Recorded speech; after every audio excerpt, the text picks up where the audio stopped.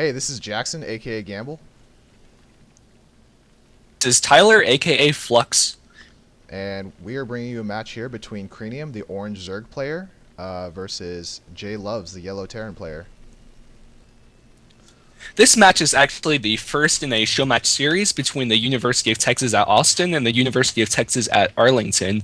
Krenium up top is the Zerg player from UT, and Jlovez, the Terran player in the bottom, is the player from UT Arlington. This is the first match in the series. There are 5 1 vs 1 matches, 1 2 vs 2, and finally a 1 vs 1 ace, pretty similar to the CSL style. This is all preseason preliminary, just kind of seeing how stuff goes, trying to get as much practice in as possible. So it's good for teams. Yeah, and we do see that it's going to be a cross spawn here on Metalopolis. This is probably the best map for Zerg and position setup because it lets them fast expand really easily because of the long travel distance. Yeah, I absolutely agree there. I think the positions absolutely favor the Zerg. The Terran's gonna have a lot of trouble putting on fast early aggression and trying to kill that hatchery before it finishes. So good luck for the Zerg here. Let's see how it favors. Let's see how it plays out. And it looks like Krenium just scouted both of the other starting locations, so he knows exactly where the Terran is now. Yep, and it looks down on the Terran side. He threw down a 10 supply depot, 12 racks. That's pretty standard. We see 13 gas too. Nothing too crazy is going to come out from what we see so far. So a good standard opening from him. And it looks like we will be seeing sort of a tech lag or reactor add-on based on the positioning of this barracks. You see he left just enough room for an add-on right here. Else normally you would put the barracks between the two supply depots. That looks good. Up top, too, we see the Zerg player, Krenium. He threw down a 14 hatch. That's exactly what we were talking about. He's able to do that because of the long distances pretty safely. Right. Then again, the 13 pool after that further solidifies that safety net. So he should be okay in defending this if any pressure does come his way. Ooh, and it looks like a gas steal also down bottom. What do you think of that, Jackson? The Terran player does know about the fast expansion, so he might just be trying to do a lot of early aggression right here. So I don't know if stealing that gas was worth it. If the Terran had been trying to do like a really slow tech play, it would have been definitely very powerful though. Yeah, that's a good point. And if nothing else, I think it gives the player Krenium, it gives him that safety net of there may not. I'm going to delay Banshees by taking this gas essentially. Right. Even though the Terran player is only at 18 food, we can see he's throwing down that fast factory, so that may be his idea. So even though he wasn't sure, it gives him that little safety factor of, well, I delayed it a little while so he can get his queens up. And the hatch does come up, and we see that Zerg is starting his own gas. His gas is almost finished. Looks like he'll be probably going for some sort of Zergling speed or maybe like a Roach Warren or something. I would have liked to seen some aggression from the Terran player. You know, just letting the Zerg get away with a 14 hatch or a hatch before pool. You're putting yourself economically behind from the get-go. So perhaps some bunker exactly. Or something. Even if it was just a fake bunker, go build one and cancel it. Force those Zerglings to come out to really throw the Zerg off his game and make sure he overcommits to a couple of Zerglings. Right. Zergling, larva management is a huge part of playing Zerg. So, you know, even if you just show up at his base, it forces him to make Zerglings instead of drones. So, and that's going to hurt him in the long run. If we look at the income tab, well, it's 20 workers on the Terran side down to 17 on the Zerg side. A minute ago, the Zerg was behind by 6 or 7, so he's catching up, but he is a little bit farther behind. And of course, the mules from the Terran player are going to make his income skyrocket that much more. Looks like we see a reactor add-on in the factory for Terran, so dual Hellions coming out. Also a starport coming up, so it looks like we might be getting some Hellion drop. And that could be very exciting to watch. I know a lot of Terrans have been favoring an early Hellion drop in the mineral lines lately. It's very effective against all races. I know it's a Protoss player. You really have to keep your eye on the minimap and make sure you have units guarding that back mineral line to make sure it doesn't hurt you too badly. And I mean, it looks like, we have a tech lab actually coming off from the starports. So maybe he's going for just super harassment play, and he may hit some Banshees aside from those Hellions. Banshees are very deadly against Zerg if they don't have any sort of detection up. Yeah, and what happens as Zerg is when you early expand like that, you're delaying your lair tech, which means you're delaying your detection unless you go for an early Evo chamber, which isn't too common. Looks like Krenium was able to deny that Hellion harass. Good spine crawler placement. One in front of his ramp, so making sure the Hellions don't sneak up, and the Zerglings on the ramp to block him if they do try to make that attempt. Yeah, that's really good placement right there. Like you said, they can't really run up into the main the way the Lings are placed, and there's no place that the Hellions can go inside that natural without being within the Spinecrawler range. So good play by him and good setup. I'm sure he's faced it many times and is ready for it. So Zergling speed almost done. That's going to help a lot against the Hellions just because the Zerglings will be really, really fast, and they'll be able to get a quick surround around the Hellions if the micro isn't good. If we look down at the Terran player, we see a medevac just popped out, and he's dropping. He's loading 3 Hellions into that and heading up to those Zerg's main. So, like we mentioned earlier, he may be going for a fast drop in the mineral line because the Zerg has invested so much into defenses at the natural. He may not be prepared for the stuff in the back. This is going to be a 2-pronged attack because we see Hellions coming in at the front at the same time. So this will be a good distraction for the Zerg player. I really like that move by the Terran.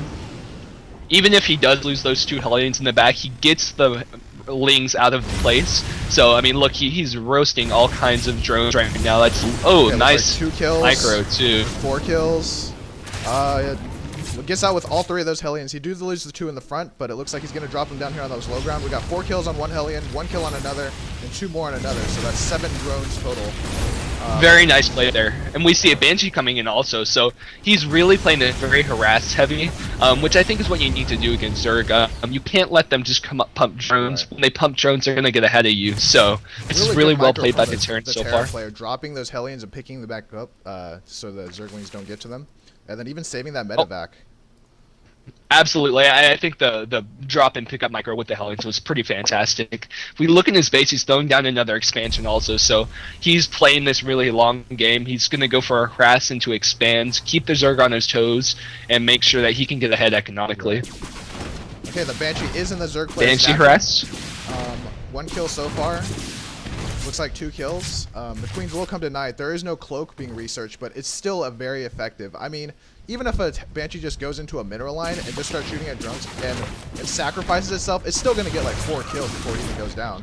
It's like and those 5 kills. Those kills are absolutely worth it. Before the harass with the Banshee started, we were at 34 workers versus 30. Right now we're at 36-25, so you can really see how the Terran is taking advantage of that little bit of harassment, really taking that economic edge. Looks like the Spire just finished for the Zerg. So that harass was also very valuable because he got to see that Spire coming up, so now he can build some turrets and prepare for those Mutalisks. Yeah, let's see. Is he doing? Yeah, he built an armory, so he was actually already somewhat thinking about that. He's switching the factory onto the tech lab so he can get Thors out to defend his base pretty easily from those mutas that are bound to come out now that the Spire is done. So we got 2 factories and 1 more coming up, so it looks like he's transitioning into some heavy mech play, and we see Krenium moving out with the Speedlings. Taking control of the watchtower is always very malleable in any map. Just having good map presence is very important for Zerg, especially in Zerg versus Terran. Yeah, especially with all these drops, like you mentioned, map control is pretty much one of the most important things in the matchup. It keeps you, it gives you an idea of what's going on and when to expect those drops. Okay. Oh, and we see a Baneling nest going up too, inside the Zerg main. Yes. What do you think of that, Jackson? Mutaling, very strong against any Terran in general. You know, pretty much everything that mutas aren't good against, you know, Lings and Banelings are good against. So, for instance, if the Terran moves into heavy mech play and has a lot of tanks, then that's going to be... We see the Banshee back in the back real fast. I absolutely agree with you. That's a great combo. They complement each other very well. See how many kills this Banshee gets. I barely missed it, but we're at 42 workers versus 36. That differential is pretty gigantic at this point, considering the Zerg really needs to pump drones to keep up with this mule play. Normally, we'd actually see those numbers the other way around, like 44 drones for the Zerg player, maybe 26 XTVs for the Terran player, but actually the economic, standards are completely reversed in this game. Yeah, we see really how effective that harassment was. And you see it through the middle of the map. He's coming with those mutas now. I guess seeing if he can make anything of kind of some counter harassment. So we'll see what comes of that. And it does look like the Terran player is really prepared, though. He's got turrets all around his base coming up, and he's got 1 Thor. So, yep, that's really good play. Mutas with the here's the Thor. He has a Thor at the back door, a Thor at the front, and 1 more that just got done. These mutas are going to get completely denied. Exactly. I mean, oh, and if we look back in the main, that Banshee is back. 6 kills, 7 kills on this one. So he is really hitting that Zerg player again and again with that harassment, and that's really taking its toll. He is sacrificing this Banshee, but you can see it already paid for itself in terms of economy. If we look at the drone counts some more, you know, it's still 28, but the Terran player has now moved up to 49 SCVs. So he's almost doubling the SCV count of the Zerg player if you include those mules. Yeah, I agree. A lot of people really underestimate the effectiveness of harass, but I mean, here we can see that if you can do it well, then it really pays for itself immediately. We see a third command center going up for Terran too, so he's playing this very defensively, very macro-based harassment with defense and really making the best of what he has. We see the mutas coming in for another round of harass perhaps, but looks like he's just gonna check the Zelnaga watchtowers and keep Marines off of them, so at least not give Terran map control. Yeah, now that there's so many Thors and turrets out, the Zerg really can't do much with those mutas. I mean, mutas are great because they're mobile, and when the Terran player overextends himself, they're great for coming in and sniping things, but the Terran is doing a really nice job of making sure all of his defenses are fortified, and that he's able to have all that anti-air wherever he is. So I don't think they're going to be... Looks like the Zerg player just threw down a Roach Warren. He is getting Roach speed and an infestation pit. So we might be seeing infestors, you know, to mind control the Thors. That's a good play. Infestor Roach, very strong against Thor play. But also we might be seeing tech up to a hive, so maybe get some Ultralisks. Absolutely. I think another great factor of the infestor is that it can fungal growth all that marine ball. And when you have the banelings mixed with fungal growth units, they can't escape. So it's a really deadly combo. And up top we see another medevac coming with Hellions into the Zerg main. He's really playing this very harassment heavy, and it's fun to watch. And here he is dropping them first. Go ahead. This is very strange because we see Zerg with Mutalisk, and really he should have complete map control, but actually Terran is just being very aggressive. Let's see how many kills these Hellions get. They will get taken down by the mutas, but looks like they do at least have a few kills each. A lot of weak drones in there. You know, that could have turned out very badly for Krenium. I mean, he did stop the harass, and he did lose a couple drones, but, you know, one more Hellion shot across all those drones would have been a huge economic hit. Yeah, I think he handled it very well for what he could have done. If we look, oh my god, 60 workers versus 35. If you count in mules with that, I mean, the Terran player is at least double what the Zerg can do right now. He is something I would and going for the gold base, which is a good move by the Terran because he has a very immobile army. So expanding in a line to your opponent's base is going to help that immobility. If we look at the Zerg player, something I would like to see is better Overlord placement and creep spread. He's spread his creep fairly well so far, but it looks like it's kind of stagnated there. That would give him a lot of the vision and the map control that he needs to really stop those harasses. So if he planted a couple Overlords just randomly across the map, especially to the right of his main, he could spot those medevacs coming in and prepare for it that much better. Right, I completely agree. And the Terran player does know about the Zerg third because he did scan there. However, he also knows that it's not saturated at all. We see one drone working on it right now, so the Terran player knows he doesn't have to worry about that expansion too much in the near future. We see 16 Hellions down here at the natural with the blue flame upgrades. That's pretty deadly to Zerg. I mean, if you watch... Well, actually, there's a lot of roaches now. If there was very Banelink heavy, like you saw with the tech structures, it'd be a lot more effective. But against roaches, I mean, Hellions aren't really the best choice. Yeah. So it looks like the Zerg player did go for some Infestor play. Looks like he'll be... no neuroparasite research, so it looks like he will be trying to get some fungal growth on those Hellions. Very effective since Hellions are very fast units. They rely a lot of their mobility to kite, so with fungal growth, it will be very effective.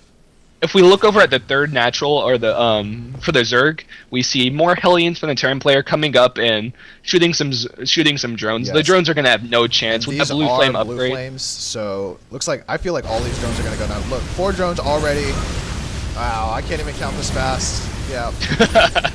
That was a lot of drones. No loss. And the Zerg says, no more, I'm going to counterattack. So we see him moving in with all those roaches and infestors. See if he can get them nice... Okay, he gets one nice fungal growth off there. Good This stuff. is a nice flank because we see a lot of Terran army at the gold expansion, but the Zerg can split by right here.